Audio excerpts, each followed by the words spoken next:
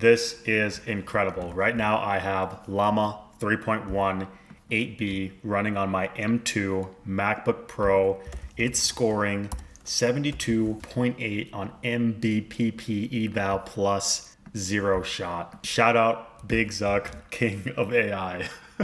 I don't even know what I'm saying anymore. We have so much technology stacked on so much technology. The abstractions are nearly endless. It's been an incredible few weeks for large language model technology and for engineers like you and I building on top of this stuff. Zuck and the bros released Llama 3.1 with the largest ever open model, 405 billion parameters. We're going to be using 405B, and we're also going to be using my local Llama 3.1 8B. We're going to run them side by side and run some comparisons. But a day after Llama 3.1 was released, we got the large enough post from Mistral AI. They are also cooking insane value with Mistral Large 2. Last week, we also got the Mistral NeMo model. This is a collab between Mistral and NVIDIA. We're gonna take a look at this in this video and compare how Mistral performs against Llama 3.18. And then of course, we picked up GPT-4o Mini earlier in this week. We covered this on another video. It's been an incredible couple weeks in the age of generative AI. In this video, I want to ask and answer a question that touches every single one of these models. What prompt format does your LLM perform best with? Is it Markdown? Is it XML? Or is it just a raw dog, unformatted prompt? We'll also look at an additional format that I've been curious about that I haven't seen used at all. We'll validate this format in this video along with Markdown and XML. So if you're interested to see which format is really the best for your prompts and therefore your AI agents and your agentic workflows, stick around and let's get started. So how are we going to determine if XML is really the best format for your prompts? In order to know which format is the best, we need to run the same prompt across these different formats. And that's exactly what we've done in this code base right here. We have 8 tests we're gonna run with 4 formats each, and we're gonna see who has the highest score at the end of it. For these tests, we're gonna run 2 local models. We're also gonna run the brand new Llama 3.1 405B. And then as a kind of control group, we're running the Claude 3.5 Sonnet and GPT-4o Mini. So let's go ahead and kick off the first test. I'm going to run run BF1, and this stands for best format 1. So you can see that prompt running there. If we open up the markdown version of this prompt, we have a header, which then has a couple bullet points underneath, and then we just have our block of text. I'm almost certain you've built this prompt out yourself in some format. Both you and I just can't be bothered to read the entire blog when we have an LLM that can compress it and give us the information faster. So we're just creating 6 bullet points here. We want to start with a dash. Our tests have completed. Let's go ahead and see how they performed. So we are running on top of prompt foo, and it looks like so far across the board, we have 100% success rate.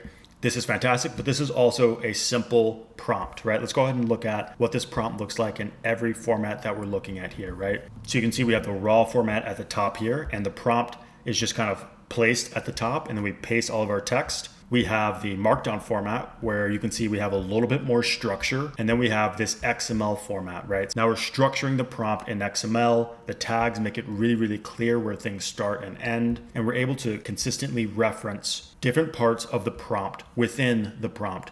And then here's the unusual format I've been wanting to look at. It's the same thing as the XML form, except it's in raw JSON. So you can see here we have the bullet summary, and if we go ahead and pull over the tests themselves, we can see the actual results. So we have 6 assertions for each test, and it looks like across the board, every raw prompt performed. Same with the markdown prompts, same with the XML prompts. But down here, one of our assertions failed. The test will still pass if more than half of the assertions were successful. So this is still technically a pass. But what we'll do is, just to kind of keep score here, we'll go ahead and remove 1 point. So the new score here is going to be -1 for JSON. And then for XML, Markdown, and Raw, we're just going to keep the score at 0. So the best prompt format is going to be the score closest to 0. This is a great way to test the prompt format because we have multiple models of different accuracy and power that we're running every format against. So let's go ahead and continue. That's our first prompt. So just a simple bullet summary. Let's go ahead and kick off our second prompt here. All right, so let's look at that second prompt. So now we're doing a YouTube chapters summary. So this is a real prompt that I use.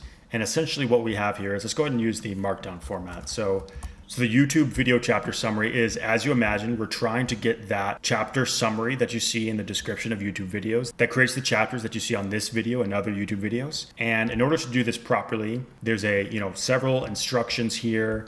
We have a couple of formatted examples. And then of course we have our parsed out transcripts with the timestamps and the text within the timestamp, right? So this is how we're able to create a prompt that can automatically generate chapters for us. But I've always wondered, which format is ideal. So we're gonna find out right here. This prompt is a lot more complex, as you can see here by the success and failure rate. So we have 15 failures and only 5 pure successes. Let's go ahead and look at the results.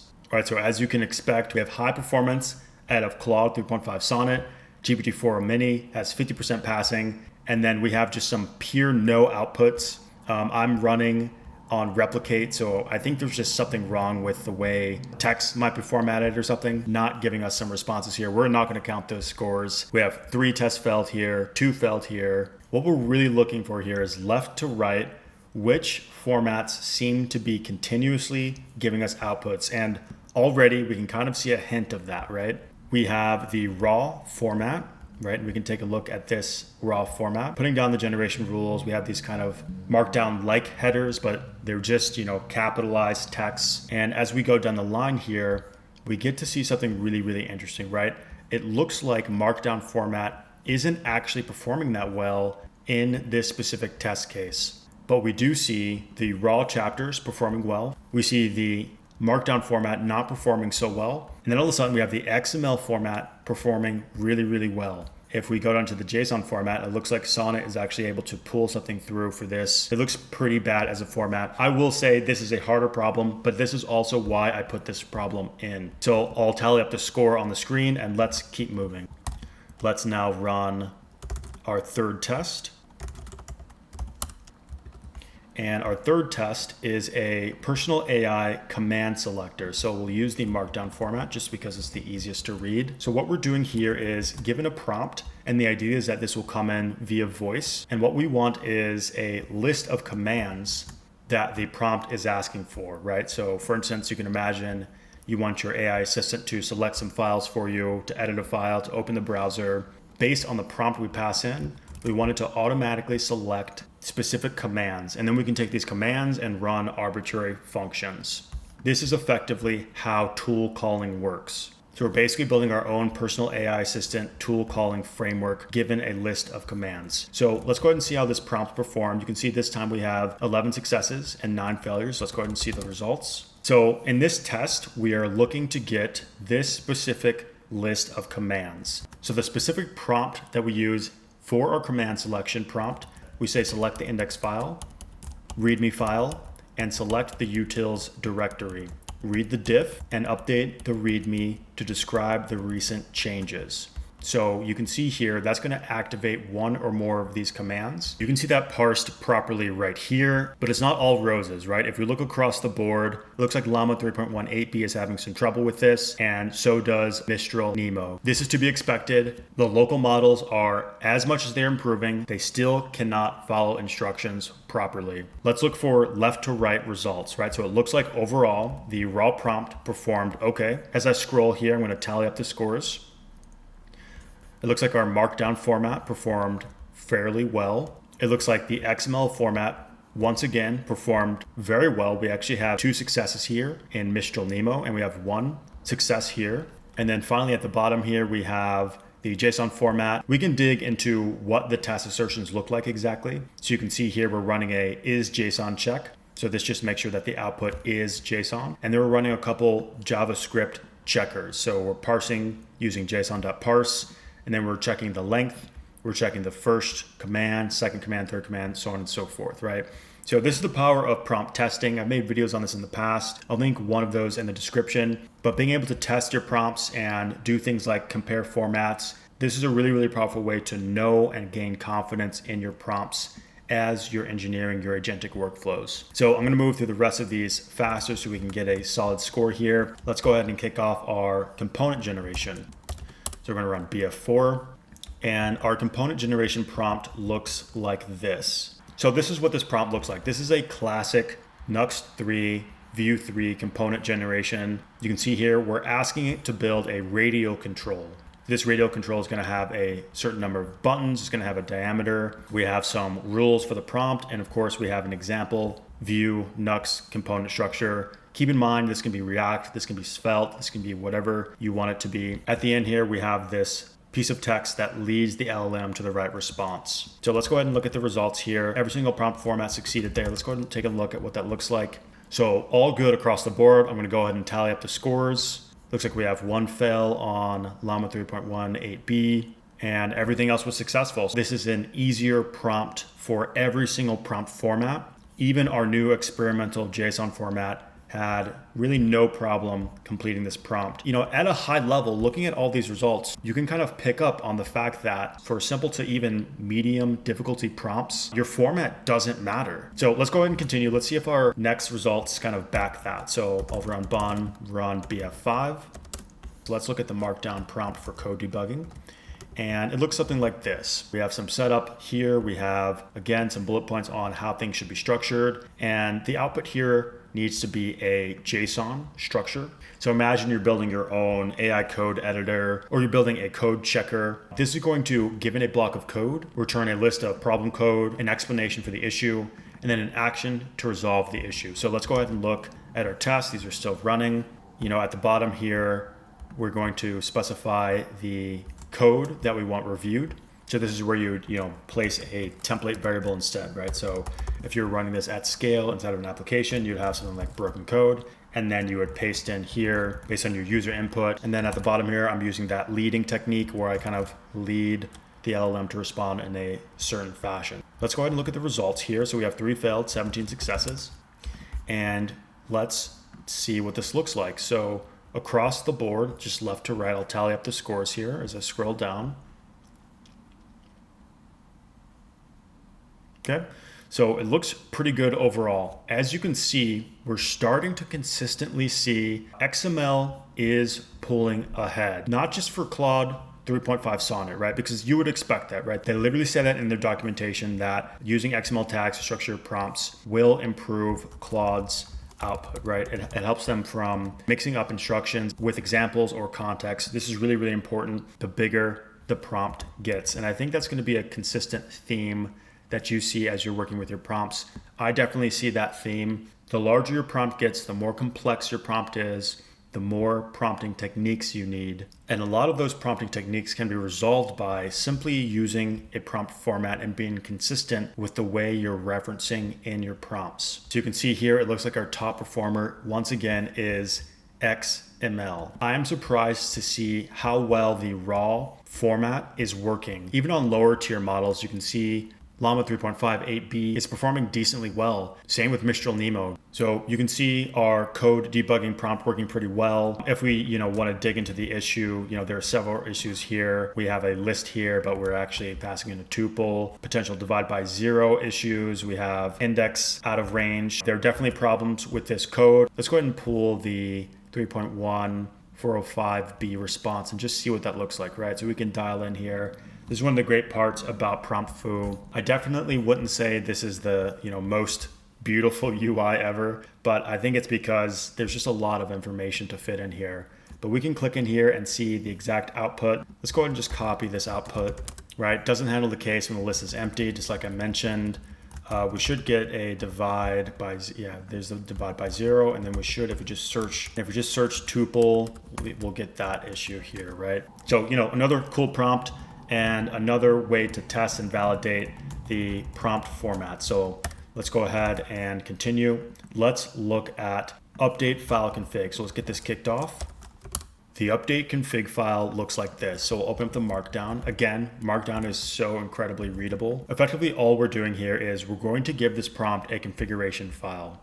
This is a configuration file from our previous video, and it has some flags, it's classic JSON stuff, some booleans, etc. We're going to ask it in natural language to operate on our config file and then return the config file with those changes completed. So you can think of it as a JSON editor. You can think of it as an XML editor. It's really any configuration file. Again, this is one of the powers of a great model. I'm not really explicitly saying JSON anywhere except for in the markdown text here just for some formatting. But this could be XML, YAML, or TOML. So let's tally up the results. All right, so this is a little more interesting. It's cool to see 405B Instruct outperforming Claude 3.5 Sonnet and GPT-4o in at least, one test case. But if we just look left to right and tally up the score here, wow. So it looks like XML performed really well. We only have 2 issues here.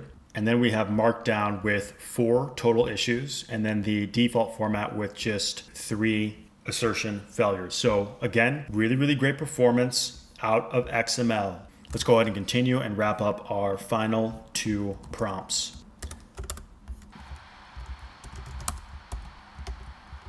All right, so the next prompt, we have a question answer chatbot. This is one of the original use cases for LLM. We're passing in a name. We have a user question coming in. My deployment isn't deleting. What's the issue?